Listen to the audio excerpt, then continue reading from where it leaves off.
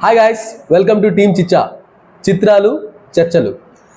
యాక్చువల్గా ఒక మూవీలో అన్నిటికంటే కష్టం ఏంటో తెలుసా? నాకైతే సైలెన్స్ని క్యాప్చర్ చేయడం చాలా కష్టం.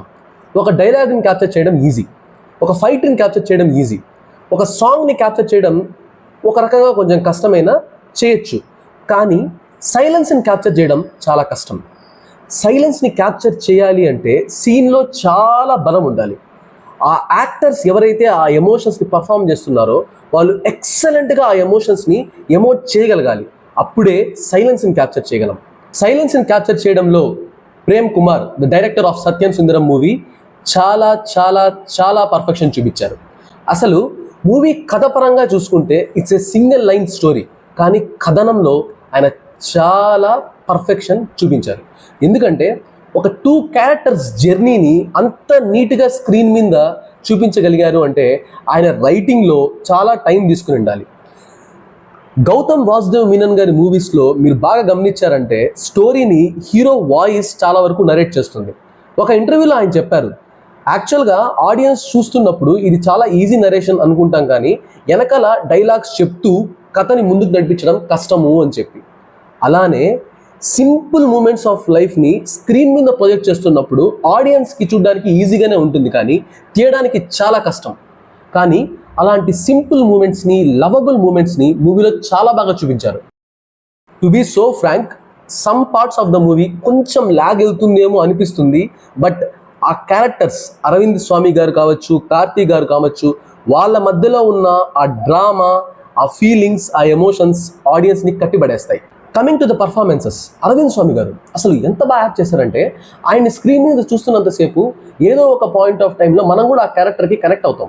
ఆయన ప్రొసీడింగ్స్ మనం చూసే కొద్దీ అవును కదా, ఈ క్యారెక్టర్ ఇలా బిహేవ్ చేయడం కరెక్టే కదా అని మనకు అనిపిస్తుంది. అలా ఎప్పుడైతే ఆడియన్స్ ఒక క్యారెక్టర్ కనెక్ట్ అవుతారో మూవీ ప్రొసీడింగ్స్ వెళ్ళే కొద్దీ మనం ఆ మూవీతో జెల్ అయిపోతాం. కార్తీ గారి యాక్షన్ చాలా ఫన్నీగా ఉంటుంది and very very very cool and calm action అని చెప్పచ్చు. అంత సందడిగా, అంత యాక్షన్, అంత ఎమోషన్స్ని ప్రొజెక్ట్ చేయడం అనేది చాలా కష్టం. But he did very well. To be so frank, Karthi గారి వల్ల మూవీలో ఒక కామిక్ ఫ్లేవర్ అని చెప్పేది యాడ్ అయింది. సినిమాటోగ్రఫీ ఆఫ్ ద మూవీ బాగుంది. నైట్ టైం తీసినప్పటికీ మూవీలో లైటింగ్ కానీ, మనం చూసే షార్ట్స్ కానీ చాలా బాగుంటాయి.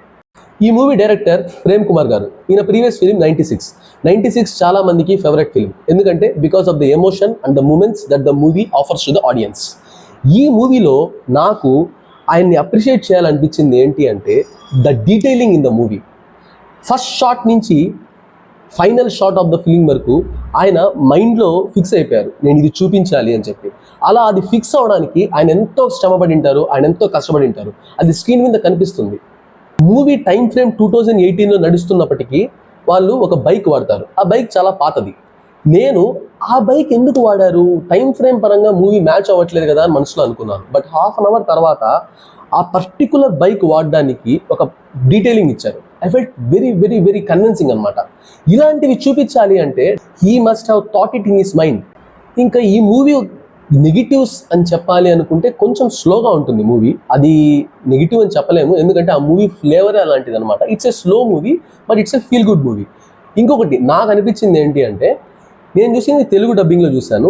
రాజ్ కిరణ్ గారి క్యారెక్టర్ అంటే అరవింద్ స్వామి గారి మామయ్య క్యారెక్టర్ చేసిన ఆయన తమిళ్లో he's a very good character artist. ఆయన చేసిన ఫిలిమ్స్ చాలా famous, like Thavamai Thavamirundhu, Power Pandi. ఈ మూవీస్ అన్నిట్లో ఆయన చాలా చాలా చాలా ఎక్సలెంట్ యాక్టింగ్ కనబరిచారు. అలాంటి క్యారెక్టర్ ఆర్టిస్ట్కి తెలుగులో ఇచ్చిన డబ్బింగ్ అనేది నాకు పెద్ద కనెక్ట్ అవ్వలేదు. బికాజ్ నేను ఆయన తమిళ్ వాయిస్కి చాలా అలవాటు పడ్డాను. సో తెలుగులో డబ్బింగ్ ఎవరైనా proper person like Tanikella Bharani గారితో ఇప్పించుంటే బాగుండేమో అనిపించింది. Apart from the character which I explain, మిగతా డబ్బింగ్ అంతా చాలా బాగుంది. డైలాగ్స్ కూడా కనెక్ట్ అవుతాం. So the conclusion of the movie ఏంటి అంటే it's a good movie, feel good movie. ఎమోషన్స్ని చాలా బాగా ఎమోట్ చేయగలిగారు actors and performances are excellent.